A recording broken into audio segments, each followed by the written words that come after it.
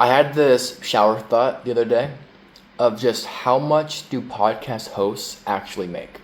Now, before you get all into the comment section, I'm not trying to be some massive A-list podcast host. This is just a hobby, just for fun. But I was thinking, like the Mel Robbins School of Greatness, it's got to be making millions per year. Because you got to factor in the YouTube ads, Spotify ads, sponsorships, affiliate links, and they're just their personal brand. Because if you have Mel Robbins come to your stage, she'd be charging you probably $500,000. So the personal brand that you grow from that way, it's insane. And I, as a nobody, have already made like $90, which 90 is pennies. I get that. But it's through a service called Podmatch. And so I pay $6 per month for the access to guests. And then those guests in turn also pay $6 per month for podcast hosts.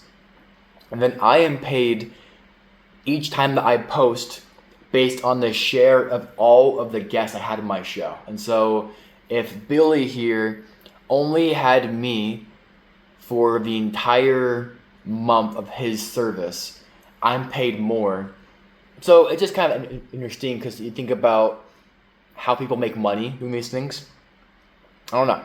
It's just cool to think about where things can go scale-wise, because obviously you're a nobody for just years and years until something happens. And usually people think of growth as very linear. So if I do X, I will get Y from my work. But in business and the personal brand industry, really it's more like a graph of, you could be here like a curve of this. You have one video, one episode. Think about Obsession.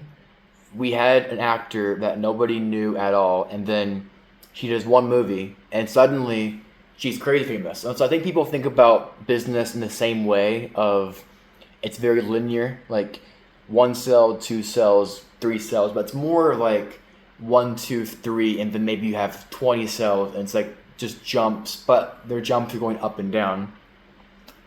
There was a quote by Jeff Bezos of how in business you think about there's home runs.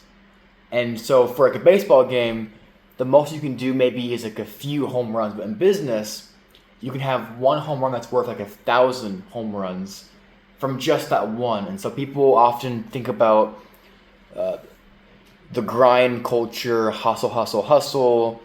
But that's true.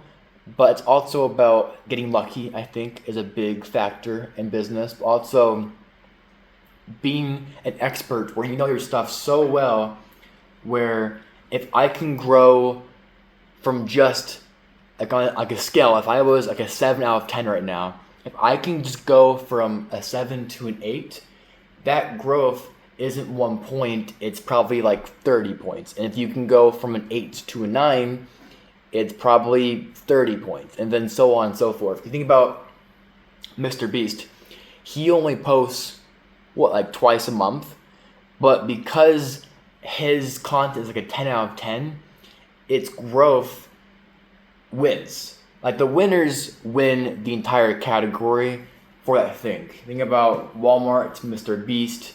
They are the king, like the titans of their industry.